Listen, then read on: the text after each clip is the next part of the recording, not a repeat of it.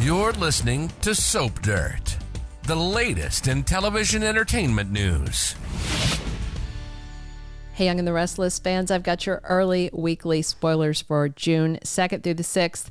We are going to talk about Jack hitting his breaking point and Victoria's huge outburst and ultimatum. It's Belinda from Soap Dirt. If you're not following, click subscribe. As we always do on Early Edition Day, we're going to talk about what's happening the rest of this week to get you ready for next week. So with that in mind, Wednesday, May 28th on Y&R, we've got Jack walking up on Victor and Nick at the GCAC as Nick is telling Victor that he can trust him. And then he's talking about the stress on his dad of Michael quitting. And of course, Victor's trying to blame that on the Abbotts. He's trying to blame Michael walking out on the Abbotts because everything is their fault. You know, traffic, global warming, broken shoelace, anything that happens.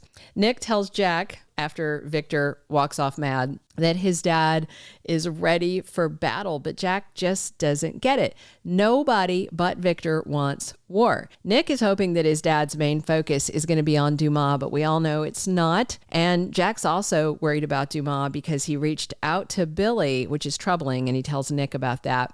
Meanwhile, Jack and Nick commit to helping Nikki if she needs it, if Dumas indeed comes after Chancellor. Now, Nick's going to check in with Phyllis on her plans while Sharon tries to get Nick's attention with a dinner invitation because she doesn't want him anywhere near Phyllis. Tracy's back, and unlike Billy, she loves the changes that Diane made to the mansion. So Tracy says she can still feel their father John there, and she is team Diane once again. But Tracy also admits she still can't get past how horrible it was that she was engaged to a psycho like Martin Laurent. Tracy's worried that she fell for all of his hoo-ha because she was needy and desperate, but Diane is nicely reassuring her. And Tracy tells Jack and Diane that she's working out her angsty issues on this bad boyfriend by incorporating it into her latest novel. Meanwhile, Jay Rodriguez debuts as party planner Pietro, and he makes some absolutely insane suggestions to Claire about party themes for Nikki's Big Bash. We've got 80s, we've got Bollywood, an elephant, just all kinds of crazy.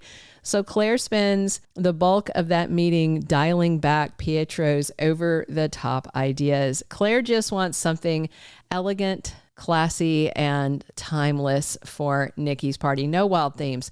And then she reminds Kyle that the party is supposed to convince Victor to support them as a couple. Kyle thinks that's a lost cause, but because he loves Claire, he agrees to try.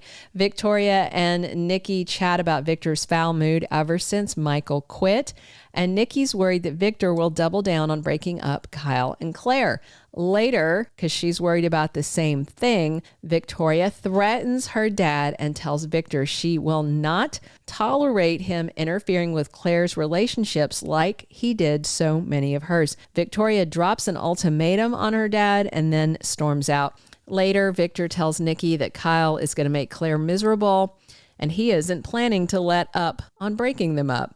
Victor also has a music box as one of the early birthday gifts for Nikki, and she makes Victor promise to not go after the Abbotts until after her birthday party. Hello, Nikki. Why not ask Victor to not go after the Abbotts at all? Why say wait till after the party? How about just don't do it? I mean, sheesh.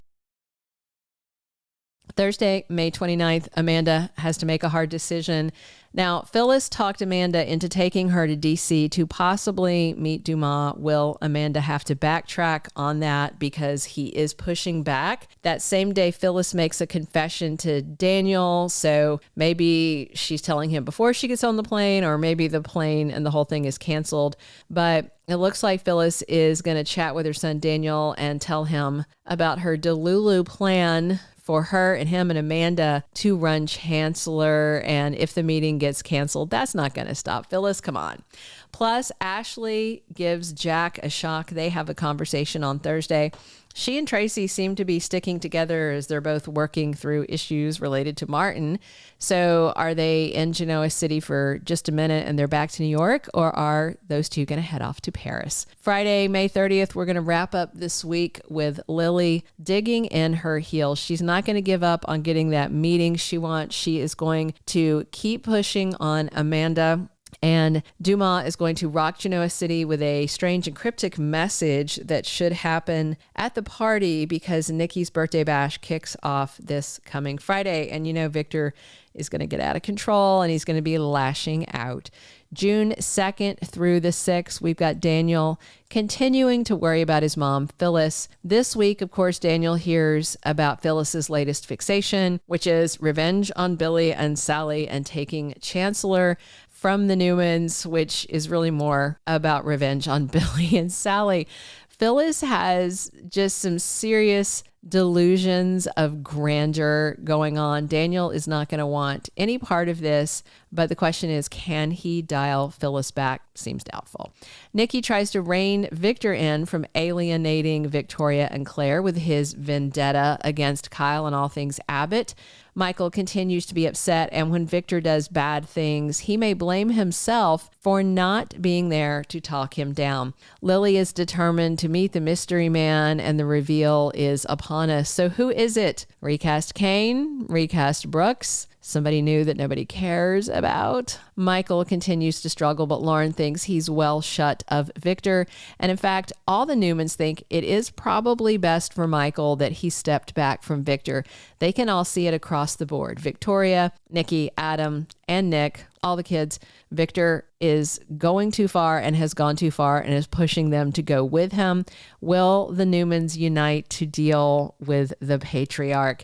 And the question is, will Nikki get to keep Chancellor, or is Dumas going to work really hard to grab it? I mean, they grabbed it away from Billy by tricking Jill, tricking Lily, pulling all kinds of shady maneuvers. So if they lose Chancellor, you can't feel too terribly bad for them.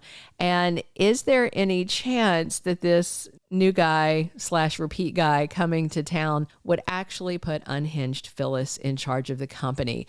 Victor's not going to back down about Kyle, and Claire, of course, is disappointed that her big party plan went to pot. Nikki knows with Victor so worked up over Michael, he's going to lash out more at Kyle.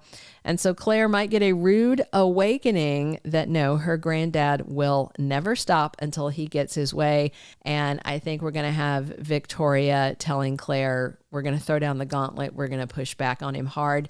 Meanwhile, Sharon tries to pull Nick's attention away from Phyllis. The needier that one ex gets, the more jealous the other one gets. But Sharon isn't going to like how much time Nick is spending with Phyllis. And we'll see what lengths she goes to throw a wrench in the works.